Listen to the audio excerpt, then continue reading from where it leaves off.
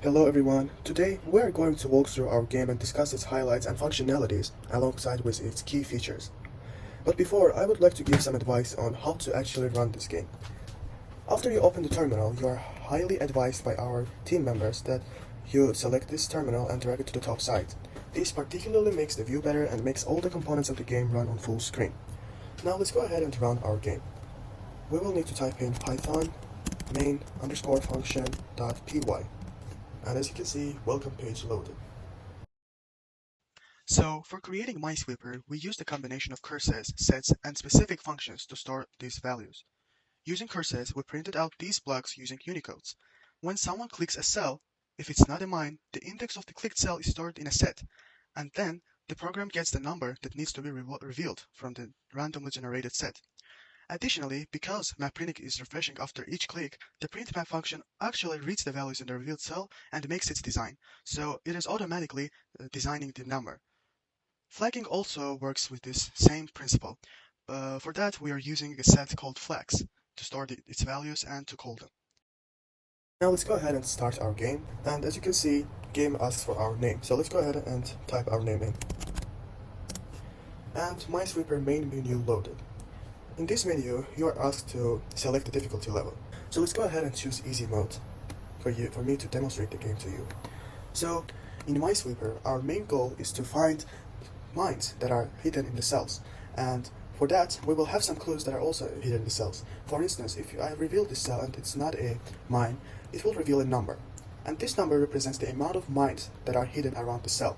For instance, if this is 0, then it means that there is no mine around, so I can safely reveal all of them.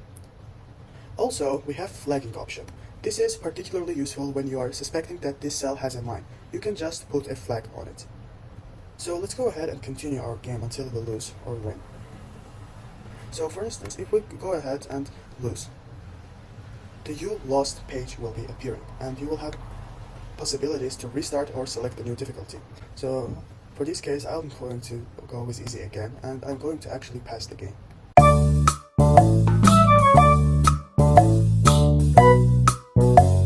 As you can see, we finished the game and revealed all of the cells that do not contain mine, and we won. Therefore, well done page has loaded, and we have two choices again.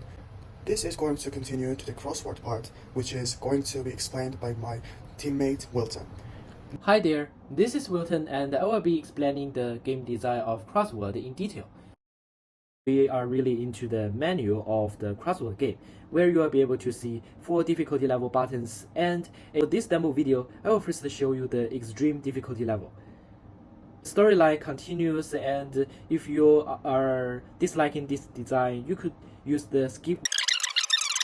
Okay, so as mentioned by both the storylines and the instructions here, we're actually using 2 kinds of comments for this game.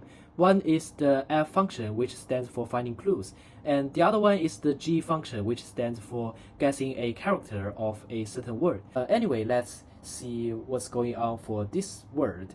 It's of a size that is less than normal or usual, so what do you think of this? G1S, which stands for you want to guess that the first grid actually contains the character S. So let's see if it's working. Yeah! So let me try to type the remaining words. So what if I type something wrong? For example, if I want to type G1A, so it will return that your guess is incorrect. Okay, so hopefully you've enjoyed the game design of Crossword, and now it's time for explaining the technical details. As for the UI, the fancy style for the Crossword title is being achieved by creating a variable called letter to LCII. As for the solution and answers list, they're going to store the information of the correct character behind each grid. And finally, the generation of map is mainly based on the AdWords function, which will try 300 and 1,000 times to make sure that we are actually having enough words to be generated, and also, in order to make our game more interesting, we want to make sure that each grid has a higher probability of containing words in both directions. So that's the algorithm behind. Thank you.